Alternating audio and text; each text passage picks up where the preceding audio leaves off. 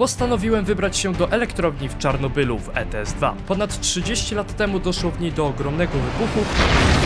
Dlatego chcę dzisiaj sprawdzić, jak ona wygląda. Wszystko jest spakowane, więc wsiadamy do środka i wyjeżdżamy w trasę. Wyruszamy z Mrągowa i do przejechania mamy ponad 1000 km. Naszym pierwszym przystankiem będzie Ełk-Powizę. W międzyczasie trochę poszalałem. No jest 120 na liczniku, ale chyba raczej więcej nie pojedziemy. Nie no, nawet nie próbuję nim szybciej jechać, bo macha nim jak nie wiem. Widzę, krokodylki stoją tam na boku. O, i tutaj jest chyba ten budynek. O, ale tutaj jest zakaz wjazdu, widzę. Nie no, poszukam jakiegoś innego wjazdu, nie będę tutaj przy nich łamał przepisów. Tutaj po prawej stronie coś jest, ale to jest mega głupio, słuchajcie, zrobione. Dobra, teraz żeby w nic nie uderzyć tym.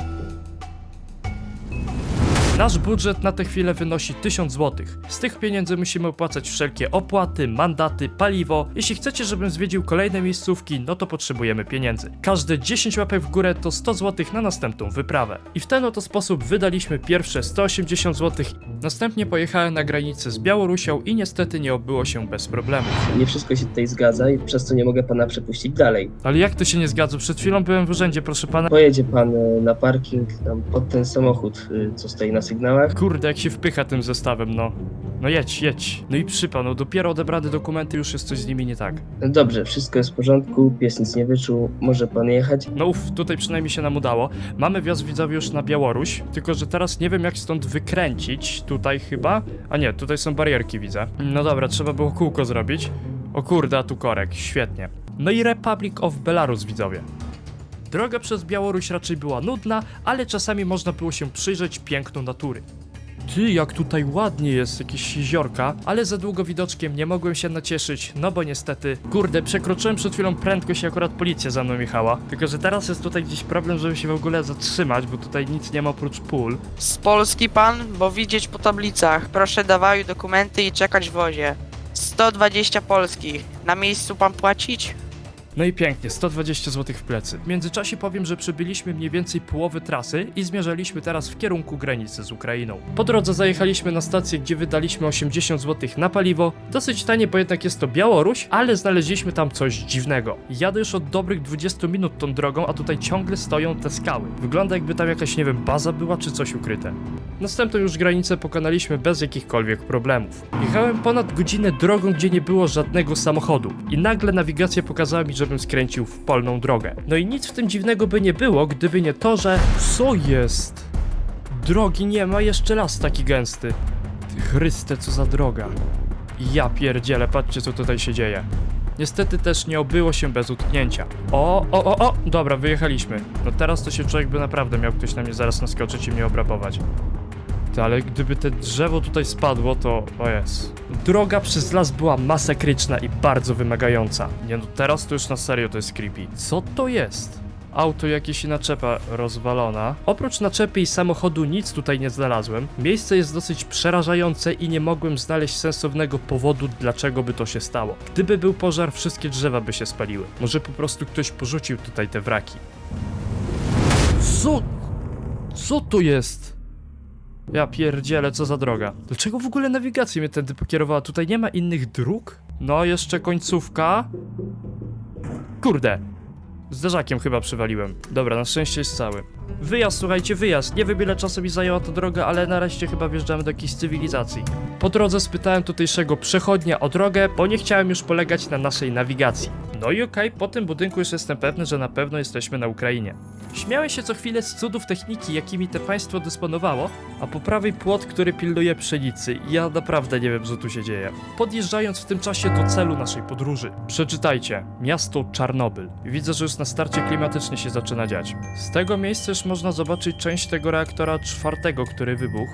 Im bliżej podjeżdżaliśmy do elektrowni, tym było tam coraz mniej ludzi, jednak miasto samo w sobie żyło. Byłem zdziwiony, jak wiele otworzonych było tam restauracji po angielsku, więc widać, że mieli tam całkiem duży ruch turystów. Tam widzę, że brama jest zamknięta i na pewno tam przejścia nie ma, ma, ale spróbuję tutaj się zatrzymać gdzieś na boku. Tutaj po lewo możecie zobaczyć taki hangar jakby, no i to jest właśnie pokrywa tego zepsutego reaktora. Go nie widać. Te pozostałe to są albo reaktory, które nie wybuchły, albo reaktory, które były w budowie podczas tej całej eksplozji. Po prawej stronie kolejne ujęcia reaktora 4.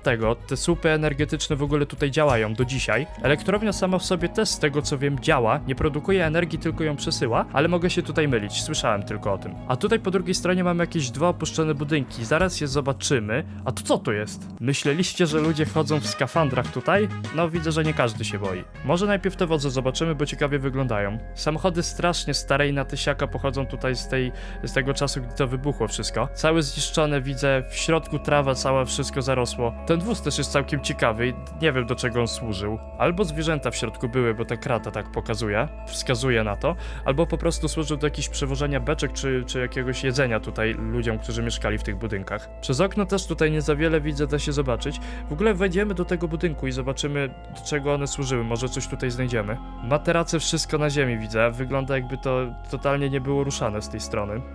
Czyli trzeba skakać. W środku nic ciekawego widzę nie ma, puste pomieszczenia, wszystko co miało zostać wyniesione zostało wyniesione. Postanowiłem uruchomić drona i polatać wokół tych budynków. Same w sobie ciekawe mocno nie były, dlatego postanowiłem obrać kurs na elektrownię. Z tej pozycji widzicie główną część elektrowni. Tak jak wspomniałem, zakryty reaktor, który wybuchł oraz pozostałości po nim, a z tyłu jakieś inne konstrukcje, które jeszcze przetrwały. Podjeżdżamy do granicy strefy, Restricted Area. Wygląda to w ogóle jak jakaś baza wojskowa po tym wjeździe. Jakieś pierwsze magazyny, naczepy zniszczone. Nawet czołg, zobaczcie, tutaj jest. No i jakby inaczej znowu doszło do problemów ze strażnikami. Привет. Dzień dobry. Chciałem do strefy wjechać. Rasaju, tylem cofać pomiędzy nami. Nie, zony zamknięte, nie można się rodek. Jakby wiem, że za pomocą różnych środków można się do środka dostać. Rozumiem, co pan chciał. Підхід za budynek zimna. Zgody pan maje? Tak. Mam tutaj, proszę zobaczyć. Wiesz, że dużo to kosztowają? 300 zł może być? Nie, 400 idę pan. 400... No dobrze, proszę pana, no. Budda w ogóle kiedyś na swoim filmie mówił, że też musiał ich tutaj przekupywać, więc widzę, że oni skorze na kasę są. Ostatecznie udało się jednak nam wjechać do środka strefy, więc całe miasto Prypeć stało do nas otworem. Pokazał mi, żebym od razu skręcał w lewo, ale chcę zobaczyć ten, nie wiem, magazyn czy coś tutaj. Nie będę od razu ich denerwował, to zatrzymam się po prostu na początku i trochę dronem tutaj polatamy, bo tutaj nie powinno się chodzić. Naczepa wygląda jakby coś tutaj wybuchło i w ogóle w tych beczkach nie wiem, czy nie znajdował się jakiś płyn radioaktywny dla elektrowni. I jest jakiś znak o jakiejś miejscowości, ale totalnie nie wiem, co on oznacza. A ten piach, co tutaj widzicie po prawej stronie, to albo służył do zasypywania wybuchu po elektrowni, albo ewentualnie dzisiaj służy dalej do po prostu na zimę, tak nie? A to co, turysta jakiś z przodu? Sprawdzimy to, ale najpierw tutaj widzę jakiś budynek pierwszy, więc podejdziemy do niego. Jakiś taki mały, typowy domek widzę, albo jakaś ewentualnie taka większa budka strażnicza, mały komisariat, nie wiem, trudno określić, nic tutaj nie ma. Obkrążyłem dronem dom i zauważyłem coś jakby taki garaż, jakiś taras, nie wiem. Nic tam nie było, ale dosyć ciekawe miejsce i się zastanawiam, co to mogło takiego tam być. O, cześć, ty po polsku rozmawiasz? Tak, z Polski jestem. A ty tutaj pracujesz? Zwiedzasz, jak to jest? Zwiedzam, przyjechałem na weekend. Ci ochroniarze ci problemu nie robili? No musiałem przekupić, no wiesz jak to jest.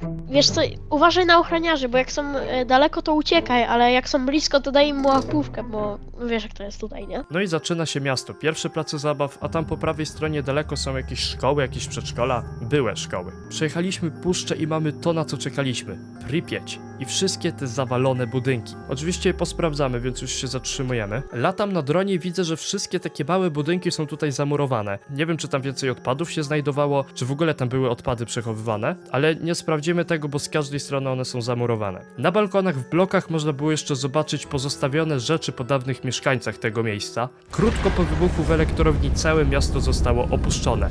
Ludzi przesiedlono. Miasto liczące kilkadziesiąt tysięcy mieszkańców, wiele bloków, nowoczesnych jak na tamte czasy, szpitale, wesołe miasteczka, to tylko niektóre z pozostawionych tam obiektów. A tutaj co jest? A tutaj nic nie ma, okej.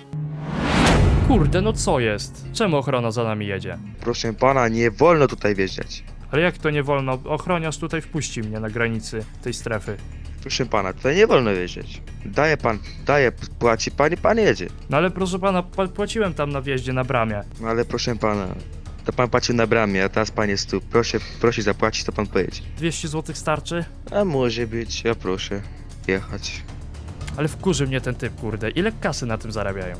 Miasto było kiedyś bardzo ładne i bardzo zadbane, było można powiedzieć, że było taką wizytówką ZSRR, a przez niespełna 40 lat zmieniło się w budynki otoczone licznymi drzewami, w chaszcze. Wszystkie drzewa, wszystkie rośliny przebijały się przez okna, wyrastały na chodnikach czy na placach zabaw. Samochody były pozostawione, klimacik naprawdę niesamowity w tym miejscu. Chciałem udać się też do tego wesołego miasteczka, które tam było, ale tak tam zarosło, że nie dało się tam w ogóle dojść. I jedynie co było widać przez te wszystkie chaszcze to ten ogromny diabelski młyn. Widać ślady wielkiej ucieczki po tej katastrofie. Pozostawiane rowery, piłki, jakieś zabawki na ziemi. Pomnik trochę zniszczony, ale prawdopodobnie Stalina. Nie rozczytam tej cyrylicy. A tutaj widzę już wyjazd z miasta na takie bardziej wsie, coś takiego. Za miastem w stronę granicy z obecną Białorusią były tereny rolnicze. Do dzisiaj tereny te nie są zdatne do uprawy, a budynki pozostawione tam są same sobie. Zagrody albo pod bydło jakieś, albo taki otwarty magazyn na jakieś bele, bo tutaj jest tak zamurowane na dole. Następnie postanowiłem wrócić do miasta, no i poczekać aż się ściemni.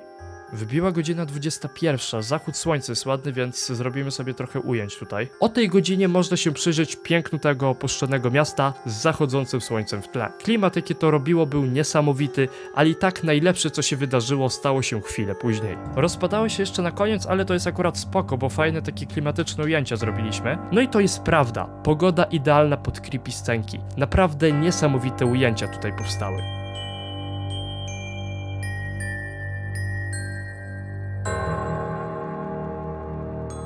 Ale już wracamy do domu i pierwszym problemem, jaki tutaj nam się pojawia, to to, że nie działają mi wycieraczki. Więc nie wiem, jak my dojedziemy, mam nadzieję, że zaraz przestanie padać. Nie no, ale klimacik tutaj w tym całym lesie to jest, musicie przyznać. Jestem w Polsce, już nawet ranek nastał i na szczęście już nie pada. Wyprawa już się zakończyła i napiszcie, czy wam się ona spodobała i też jakie byście kolejne miejsce chcieli, żebym odwiedził w tej serii. Aha, czemu nawigację mi pokazuje, żebym zjechał? Kurde, pokierowała mnie przez centrum, a nie przez odwodnicę. Co jest nie tak? Przypominam widzowie, że każda łapka w górę to 10 zł do nowej serii, a naprawdę potrzebujemy kaski, żeby pojechać gdzieś dalej. Przypominam o polubieniu filmu, o zasubskrybowaniu kanału. Zapraszam na Discorda, TikToka oraz na mój drugi kanał. Link w opisie. Zapraszam was w piątek na odcinek z LSPDFR, w sobotę na live z ETS-a o 16 i w niedzielę na odcinek z nowej serii z GTA. Dzieje się w tym tygodniu, także zapraszam na to wszystko i siema.